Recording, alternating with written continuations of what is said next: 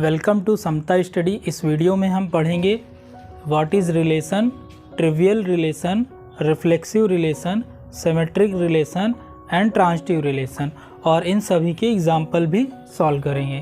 Clear? मिलते हैं slide. Relation: if A and B B a non empty set then order pair A comma B in A cross B is defined as A cross B equal to order pair A comma B such that small a belongs to capital A and small b belongs to capital B, then the subset of A cross B is called the relation say R from A to B. Clear? If order pair A comma B belongs to relation R, we say that A is related to B and it is denoted by A related to B. Clear? Example: let set A equal to 1, 2, 3, 4.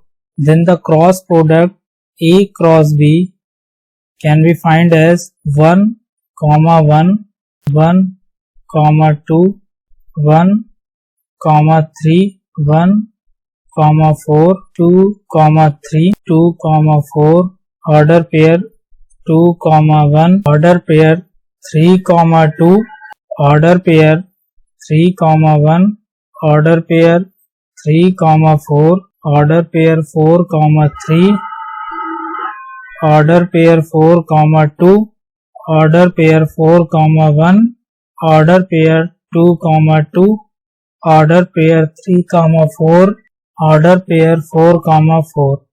ठीक है, तो cross product हमने क्या find किया? ये आपके 16 order pair बनेंगे अगर एलिमेंट कितने हैं? 4 एलिमेंट सेट ए में हैं। क्लियर? देखिए, now the subset of A cross A is the relation, according to definition, is the relation on. Clear? Next, now total number of subset कितने होंगे? तो total number of subset A cross A equal to the power number of element in A into number of element in B, और B यहाँ पास A he set है, 4 into 4, तो total number of subset कितने बनेंगे? 16। यानी अगर कोई set A है जिसमें 4 एलिमेंट है और उसका ऑर्डर पेयर फाइंड करते हैं, तो ऑर्डर पेयर के सबसेट सारे क्या कहलाएंगे? रिलेशन कहलाएंगे। तो A क्रॉस A में कितने रिलेशन बनेंगे? To the power 16। एक एक रिलेशन डिफाइन करते हैं। देखिए, पहला रिलेशन क्या मान लेते हैं? रिलेशन कैसा है? R है। सबसेट हमें कैसा मिलेगा? देखिए, A order pair A comma B such that A minus B equal to 10, A minus B equal to 10 for every A belongs to A and B belongs to A। देखिए कितने element इसमें मिलेंगे? एक relation हमने define किया। ऐसे कितने element होंगे जिसमें A माइनस बी क्या हो? 10 हो। और ऐसा देखिए कोई भी एलिमेंट नहीं है, क्योंकि मैक्सिमम क्या है? 4 है, और 4 माइनस 4 करेंगे तो 0 आएगा। ऐसा कोई भी एलिमेंट ऑर्डर पेयर नहीं है जिसमें A माइनस बी करें और क्या मिल जाए? 10 मिल जाए। क्लियर? तो ऐसा रिलेशन क्या कहलाएगा? This relation is phi relation या एम्प्टी रिलेशन बोलेंगे। ठीक है, तो ऐसे रिलेशन को क्या बोलते हैं? Empty relation. This is a example of empty relation. Empty relation ऐसा क्यों? क्योंकि कोई भी सेट होगा उसमें एक सबसेट फाई होगा। आप सेट चैप्टर में पढ़े होंगे कि सबसेट, किसी भी सेट का सबसेट क्या होता है? एक फाई भी होता है ना, तो इसे क्या बोलेंगे? Null set. और ये क्या कहलाएगा? एम्प्टी रिलेशन कहलाएगा। क्लियर? तो ऐसा रिलेशन क्या कहलाएगा? एम्प्टी रिलेशन कहलाएगा। आप कैसे लिखेंगे? R equal to phi subset of A cross A। Clear. दूसरा रिलेशन डिफाइन करते हैं, R related to order pair A comma B such that, ऐसा हो कि mod of A minus B greater than or equal to 0 for every A comma B belongs to A। देखिए number of element कितने होंगे इसमें, order pair आप बनाइए। देखिए 1 कामा 1 होगा, क्लियर, 2 कामा 2 होगा, 3 कामा 3, 4 कामा 4। ठीक है, 4 ही ऑर्डर पेयर आएंगे, तो ये भी क्या होगा, एक रिलेशन होगा। क्लियर। इसी तरह आप कई सारे रिलेशन बना सकते हैं। क्लियर। अभी हम पढ़ेंगे empty relation. What is empty relation. Clear. तो इम्पिटी रिलेशन क्या होता है, पढ़ते हैं। Empty relation, a relation R in a set A to B is called empty relation if no element of A is related to any element of A। empty relation तब कहलाएगा यदि set A का कोई भी element set A के किसी भी element से रिलेटेड नहीं है। That is R is equal to 5 is a subset of cross product A cross B। Clear. Example पहले दे चुके हैं, देखिए एग्जाम्पल इम्पिटी रिलेशन का, this is a example of empty relation. Clear. Next relation है universal relation.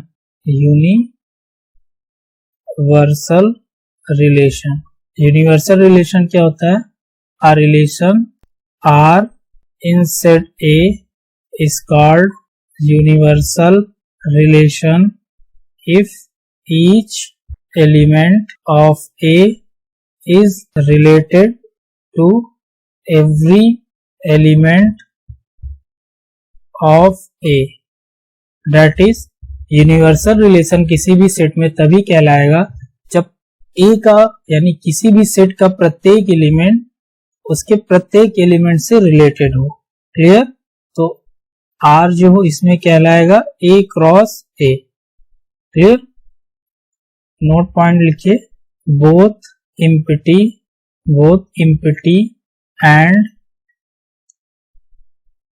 Universal relation are called trivial relation. आपसे पूछा जाएगी भाई ट्रिवियल रिलेशन क्या होता है, तो इम्पिटी और यूनिवर्सल रिलेशन क्या कहलाते हैं, ट्रिवियल रिलेशन कहलाते हैं। Clear.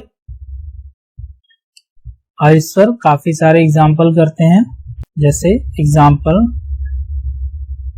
A, let A B a set, एक सेट हम डिफाइन कर रहे हैं, let A B a set of all student of boys in school। Question आपसे पूछा जा रहा है, define a relation R in A which is empty। ठीक है, एक रिलेशन हमें डिफाइन करना है जो कि इम्पिटी हो। तो रिलेशन कैसे बनाएंगे, देखिए आंसर इसका क्या लिखेंगे, आंसर आर ऐसा relation A comma B such that A is a sister of B where A comma B belongs to A। Clear. तो ऐसा रिलेशन क्या कहलाएगा, इम्पिटी रिलेशन। क्यों, क्योंकि जो स्कूल है उसमें जितने भी स्टूडेंट है वो बॉयज हैं, और रिलेशन हमने क्या बना दिया, A is a sister of B, और ऐसा तो पॉसिबल ही नहीं है। इस वजह से ये सेट क्या कहलाएगा, रिलेशन क्या कहलाएगा, इम्पिटी रिलेशन कहलाएगा। क्लियर। एग्जाम्पल बी करते हैं, if A be a set of all students of boys school whose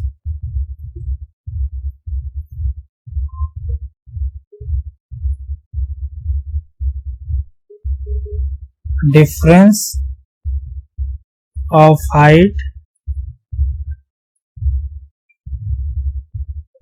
of any two boys less than 3।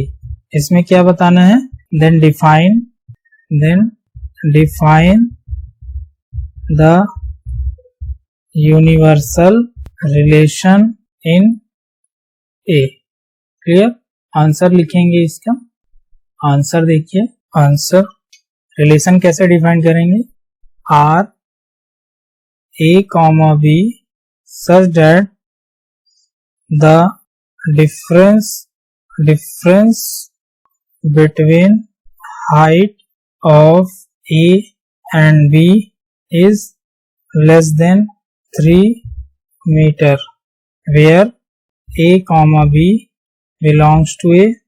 अब देखिए इस रिलेशन में सारे एलिमेंट आ जाएंगे क्योंकि स्टेटमेंट आपको दिया गया है कि जितने भी स्टूडेंट हैं प्रत्येक स्टूडेंट का आपस में हाइट का डिफरेंस क्या है? 3 सेंटीमीटर है और हमने यही रिलेशन डिफाइन कर दिया, यानी A क्रॉस A का सबसेट क्या? यूनिवर्सल सेट हमने बना दिया, तो ये क्या कहलाएगा?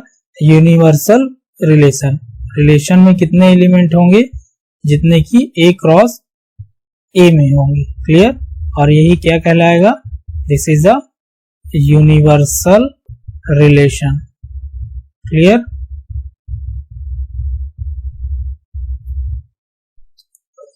टाइप्स ऑफ रिलेशन अभी पढ़ेंगे हम कि भाई रिलेशन के टाइप्स कितने होते हैं। देखिए, a relation R in a set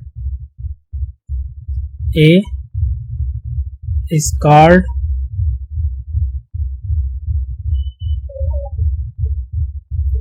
पहला पॉइंट रिफ्लेक्सिव।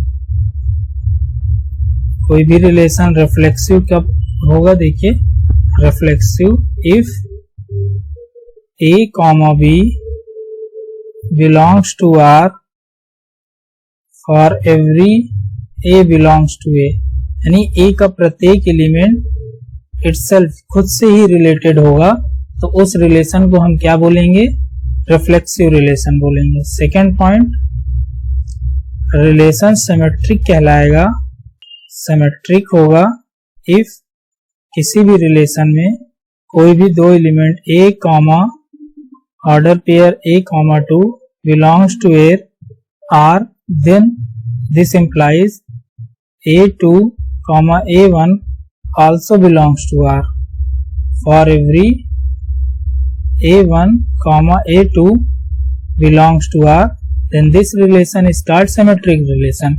That means यदि कोई दो एलिमेंट A1 और A2 R में बिलोंग कर रहे हैं और अगर A2 A1 इनका A2 A1 भी R में बिलोंग कर जाएगा, तो ऐसे रिलेशन को क्या बोलेंगे?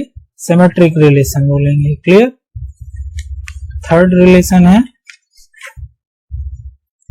Transitive relation. ट्रांजिटिव रिलेशन क्या होते हैं? देखिए, ट्रांजिटिव रिलेशन देखिए, if A1 A2 belongs to R and A2 A3 will also belongs to R, this implies that, और ये क्या इम्प्लाई कर जाए? This implies that A1 comma A2 A1 comma A3 A1 order pair A1 A3 belongs to R for every A1 A2 A3 belongs to A। Clear? Then this relation is called transitive relation। That means यदि कोई order pair A है जिसके element A1 A2 है, R में belong कर रहा है, order pair A2 A3 R में बिलोंग कर रहा है, और ये क्या शो कर दे कि भाई A1 A3 भी R में आ जाए, तो ऐसे रिलेशन को क्या बोलेंगे, ट्रांजिटिव रिलेशन बोलेंगे। Clear point. A relation R in a set A said to be an equivalence relation if R is reflexive, symmetric and transitive। तो कोई भी रिलेशन, दैट मीन्स कोई भी रिलेशन इक्विवेलेंस रिलेशन कहलाएगा यदि वो रिलेशन रिफ्लेक्सिव, सिमेट्रिक और transitive तीनों हो जाए, तो ऐसे रिलेशन को क्या बोलेंगे, ट्रांजिटिव इक्विवेलेंस रिलेशन बोलेंगे। क्लियर। अभी हम एग्जाम्पल करेंगे।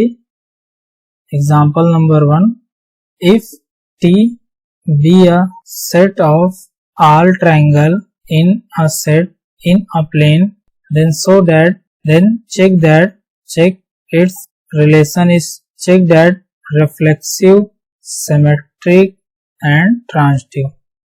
हमें क्या चेक करना है, इस रिलेशन की इक्विवेलेंस चेक करना है, क्या ये रिलेशन रिफ्लेक्सिव, सिमेट्रिक या ट्रांजिटिव है। आंसर लिखेंगे। आंसर पहला क्या चेक करेंगे, पहला हम रिफ्लेक्सिव चेक करेंगे। रिलेशन इसमें डिफाइंड है, देखिए रिलेशन क्या दिया हुआ है, रिलेशन आपको दिया हुआ है relation R in T defined as R order pair T1, T2 such that T1 is congruent to T2। यानी सेट में रिलेशन क्या डिफाइंड है कि T1 ट्रायंगल T2 के कोई भी ट्रायंगल प्लेन में वो एक दूसरे के क्या है, कॉन्ग्रुएंट है, जितने भी एलिमेंट है सेट T में। क्लियर। आंसर लिखेंगे। Answer since every triangle is congruent to itself, hence relation R is reflexive। Why? देखिए कोई भी ट्रायंगल होगा वो खुद के तो कॉन्ग्रुएंट होगा ही, इस वजह से ये रिलेशन क्या कहलाएगा, रिफ्लेक्सिव हो जाएगा। क्लियर। सेकंड चेक करेंगे भाई ये रिलेशन जो है सिमेट्रिक है या नहीं है। Let T1 T2 belongs to R, this implies T1 is congruent to T2, this implies T2 is congruent to T1, this implies T2 order pair T2 T1 belongs to R, hence R is symmetric relation। Clear. देखिए इसमें जैसे मान लीजिए एक triangle T1 है और ये congruent है T2 के, तो T2 भी तो T1 के कॉन्ग्रुएंट होगा by congruency rule, hence this relation is a symmetric relation. Clear. Third relation show करेंगे, चेक करेंगे ट्रांजिटिव है या नहीं है। ठीक है। Let T1 T2 and T2 T3 belongs to R, this implies T1 is congruent to T2 and T2 is congruent to T3, this implies T1 is congruent to T3, this implies T1 T2 belongs to R, hence R is the transitive relation। Clear. समझते हैं। जैसे मान लीजिए एक triangle T1 है, ये congruent है T2 triangle के। क्लियर। और T2 ट्रायंगल कॉन्ग्रुएंट है T3 ट्रायंगल के। बताइए 1 3 के कॉन्ग्रुएंट हो जाएगा बाय कॉन्ग्रुएंसी रूल। क्लियर। तो इस वजह से ये क्या होगा, set of all triangle in a plane is an equivalent relation. ठीक है। तो फाइनल आंसर क्या लिखेंगे, आपसे पूछा जाए कि भाई इक्विवेलेंस रिलेशन का एग्जांपल दीजिए, तो आप इसे बता सकते हैं कि the set of all triangle in a plane is an equivalence relation. Final result क्या लिखेंगे, the set of all triangle, all the congruent triangle in the plane is an example of equivalence relation. Clear? Next question solve करेंगे. Example है, if L be the set of all lines in a plane and let R be the relation in set L defined as R L1, L2 such that L1 perpendicular to L2 so that R is symmetric but neither reflexive nor transitive relation. Solution solve करेंगे. देखिए answer, since any line L1 cannot be perpendicular itself, that is L1 does not belong to R, hence R is not reflexive relation. Here second check करेंगे.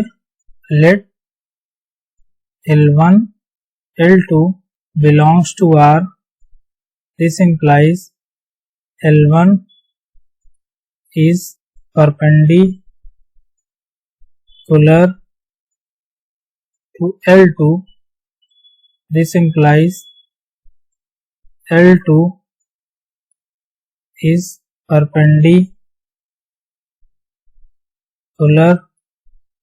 to L1. This implies L2 perpendicular to L1. This implies L2, L1 belongs to R. Hence, R is symmetric relation. That means, देखिए जैसे मान लीजिए कि एक line ये L1 है और लाइन L2 है, ये एक दूसरे के परपेंडिकुलर है, तो हम ये कह सकते हैं L2 L1 के भी परपेंडिकुलर होगा ना, क्योंकि दोनों के बीच में 90 डिग्री बनेगा. इस वजह से ये रिलेशन क्या होगा, सिमेट्रिक होगा. क्लियर? थर्ड रिलेशन चेक करेंगे. Let L1, L2 belongs to R and L2, L3 belongs to R, such as line L3, clear, perpendicular to L2, L2 perpendicular to L1. Clear? This implies L1 is perpendicular to L2 and L2 is perpendicular to L3. It does not means L1 is perpendicular L3. Hence, R is not transitive relation. Clear? देखिए example मैंने ये लिखा है, भाई L1 line L2 के perpendicular है और L2 line, this is L2 line L3 के परपेंडिकुलर है. इसका मतलब ये नहीं कि L1 लाइन L3 के भी परपेंडिकुलर हो ना, ये दोनों लाइन क्या है, L3 L1 एक दूसरे के पैरेलल है. ठीक है, क्लियर? इस क्लास में हमने रिलेशन की थ्योरी कवर कर ली है. नेक्स्ट क्लास में हम रिलेशन एंड इसके टाइप के क्या करेंगे, क्वेश्चन सॉल्व करेंगे. क्लियर? मिलते हैं नेक्स्ट क्लास में.